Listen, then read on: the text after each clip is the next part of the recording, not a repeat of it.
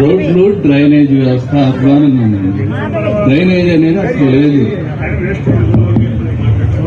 మీరు ఇంకేమన్నా సభకు నమస్కారం, పెద్దకు నమస్కారం.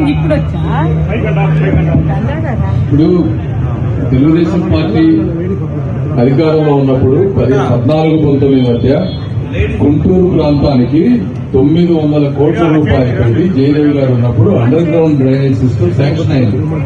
అందులో 500 కోట్లు సెంట్రల్ గవర్నమెంట్ నుంచి, మిగిలింది లోకల్ గవర్నమెంట్. దీంట్లో దాదాపుగా 40-50% వర్క్ అయింది. జగన్మోహన్ రెడ్డి గారి గవర్నమెంట్ వచ్చిన తర్వాత మరి వాళ్ళకి కమిషన్లు కావాలో మరి ఏ కారణం తెలియదు కానీ దాన్ని కంప్లీట్ గా బంద్ చేశారు. అది కనుక 900 కోట్ల రూపాయల ప్రాజెక్ట్ అయిపోయి ఉంటే చాలా సింపుల్ గా అయిపోయాయి. ఈ ఇబ్బందులు ఉండేవి కదా మనకి. ఇప్పుడు 5 ఏళ్లలో కాస్ట్ పెరిగిపోయింది మళ్ళీ ఇవన్నీ చేయాలంటే. అది ఆ రోజు ఎవరికి ఇచ్చారు? షాపూర్జీ పల్లంజీ అంటే వన్ ఆఫ్ ది బెస్ట్ కాంట్రాక్టర్కి ఇచ్చారు ఆ రోజు బాబు గారు ఆ ప్రాజెక్టు. సో చాలా ఈజీగా అయిపోయేదాన్ని మనం కాంప్లికేట్ చేసుకున్నాం. గవర్నమెంట్ ఇదే ప్రాబ్లం ఏంటంటే, గవర్నమెంట్లు మారిపోతే ప్రజలు ఏంటంటే ఒక 4-5 ఏళ్ళు పరిపాలన బాగుంటే ఇక నెక్స్ట్ టైం లైట్ తీసుకుంటారు.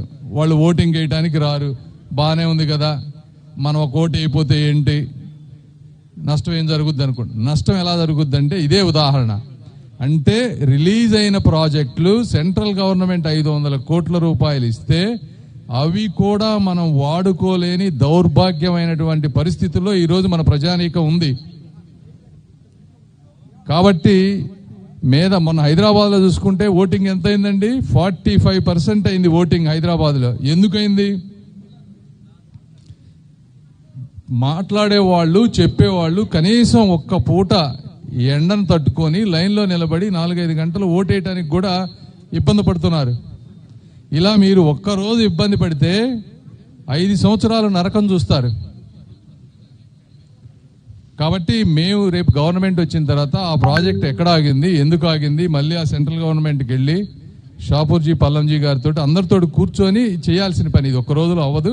బట్ డెఫినెట్గా నాకు ఒక అవగాహన ఉంది ఎందుకు ఇట్లా అయిందనే దాని మీద. నేను ఎంపీ కాకపోయినా నేను దాని మీద ఆల్రెడీ కొంత స్టడీ చేశాను. ఎందుకంటే ఎక్కడికి పోయినా ప్రజలు వాళ్ళేమి మణులు మాణిక్యాలు కోరుకోవట్లేదు. అడిగేది clean drinking water, proper under ground drainage, రోడ్ల మీదకి వెళ్ళినప్పుడు గుంతల్లో పడి మనుషులు చనిపోకుండా బేసిక్ రోడ్ ఇన్ఫ్రాస్ట్రక్చర్, ఇవే వీళ్ళు అడుగుతున్నది. సో అంటే ఇంకొన్ని బ్రిడ్జెస్, ఈ ట్రాఫిక్ సమస్యవి లేకుండా ఈ 4 ఎక్కడికి పోయినా ప్రతి ఒక్కళ్ళు అడుగుతున్నది. ఫస్ట్ 1 to 2 years లో ఈ 4 అంశాల మీద మ్యాక్సిమం ఎఫర్ట్ పెట్టి దాన్ని ఎలా చేయాలో చేస్తానని మీ అందరినీ తెలియజేసుకుంటా ఉన్నాను. Thank you.